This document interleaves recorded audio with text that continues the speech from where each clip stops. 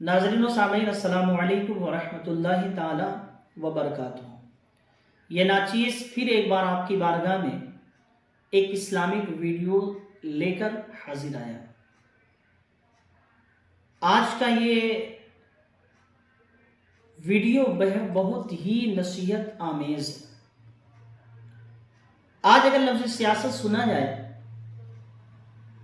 تو لفظ سیاست سننے کے بعد انسان کے دماغ میں چند چیزیں گردش کرنے لگتی۔ سیاست کا نام سنتے ہی انسان یہ سوچتا ہے سیاست نام ہے چوری ڈکیتی، یتیموں کا حق نہ دینا، غریبوں کے حق کو کھا جانا، لوگوں کے حقوق کو پامال کر دینا۔ کیا اسی کا نام سیاست ہے؟ ہمیں سیاست کس طرح کرنی چاہیے؟ کیا اللہ کے برگزیدہ بندے سیاست نہیں کیے؟ اور اگر کیے ہیں تو کس انداز میں کیے ہیں؟ آئیے ہم آپ کو بتاتے ہیں۔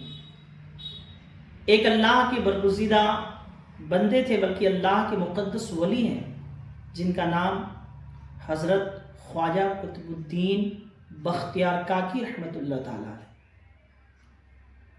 ان کا انتقال ہو جاتا ہے۔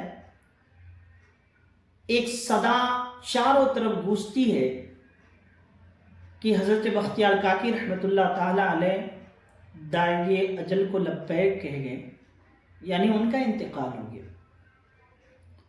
ایک ضم غفیر ان کے قریب جاتی ہے، انہیں غسل دیا جاتا ہے۔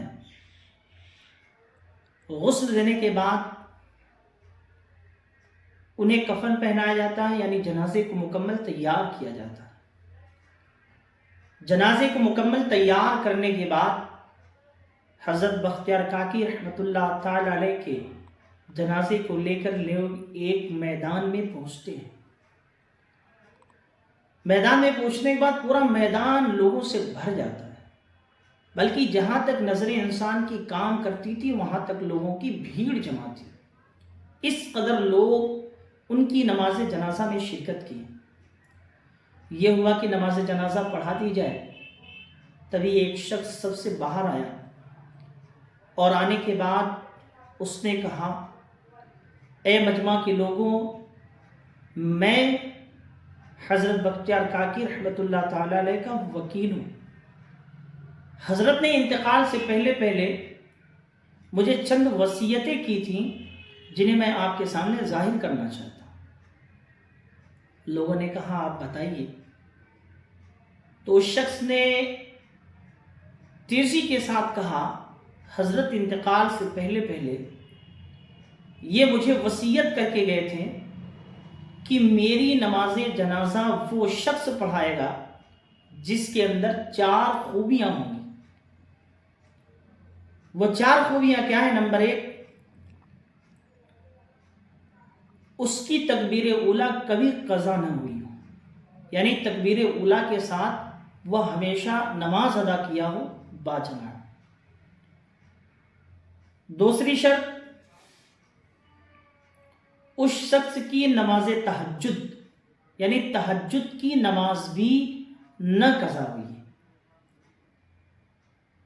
یہ دوسری خوبی تھی۔ اور تیسری خوبی اس کے اندر یہ ہو کہ اس نے کبھی بھی کسی غیر محرم کو نظریں اٹھا کر کے نہ دیکھا، کبھی بری نظر کسی کے اوپر کیا ہی نہ ہو۔ اور چوتھی شرط یہ، چوتھی خوبی، کہ اس کی عصر کی سنتیں بھی کبھی قضا نہ ہوئی ہوں۔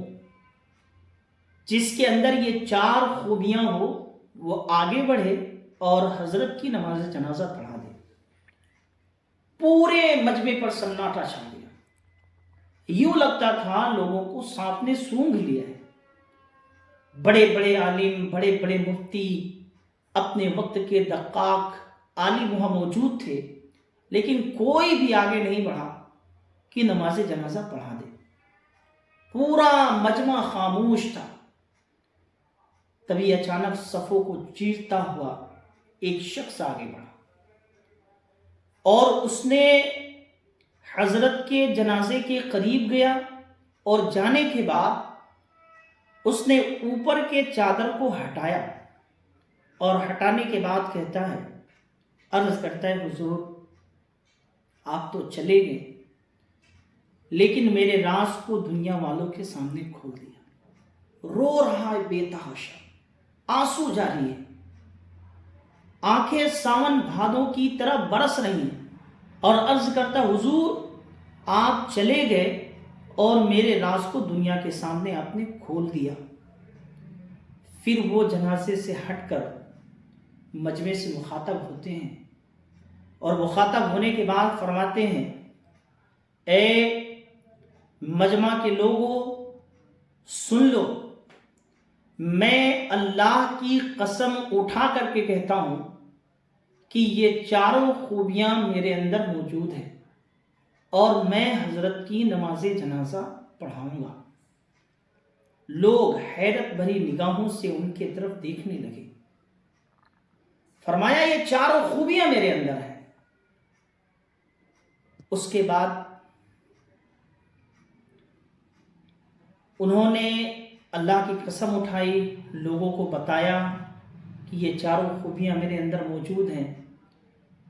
وہ کوئی اور شخص نہیں تھا، وہ وقت کا بادشاہ شمس الدین التمش تھی، جن کی یہ زندگی بتا رہی ہے کہ سیاست لوٹ مار کا نام نہیں ہے، یتیموں کے حق کے کھانے کا نام سیاست نہیں ہے، غریبوں کے حق سے ونچت رکھنے کا نام سیاست نہیں ہے۔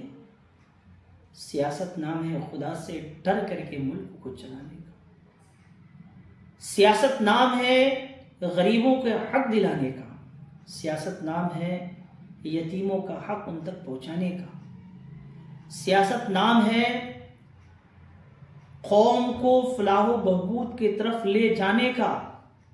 سیاست لوٹ مار، لوگوں کے حق سے ونچت رکھنے کا نام نہیں ہے۔ یہ وقت کے بادشاہ شمس الدین التمش کی زندگی بتاتی ہے۔ پورے مجمع میں وقت کا بادشاہ تھا، لیکن پھر بھی اس کے اندر یہ چاروں خوبیاں موجود تھیں۔ وہ آگے بڑھے اور حضرت نے ایک اللہ کے مقدس ولی کی نماز جنازہ پڑھائی۔ اس لیے کبھی آپ کو عہدہ ملے، سیاست کے میدان میں اگر آپ قدم رکھیں تو خدا را گناہوں سے دور رہ کر کے شمس الدین، وقت کے بادشاہ شمس الدین التمش کی سنتوں کو زندہ کیجیے گا، غریبوں کا حق دلائیے گا، شریعت کا پابند رہیے گا۔ ہم دعا کرتے اللہ کی بارگاہ میں کہ اللہ پاک ہمیں اور آپ تمامی ناظرین کو اپنے ڈر کے ساتھ زندگی گزارنے کی توفیق عطا فرمائے، ہمیں حرام خوری سے بچائے۔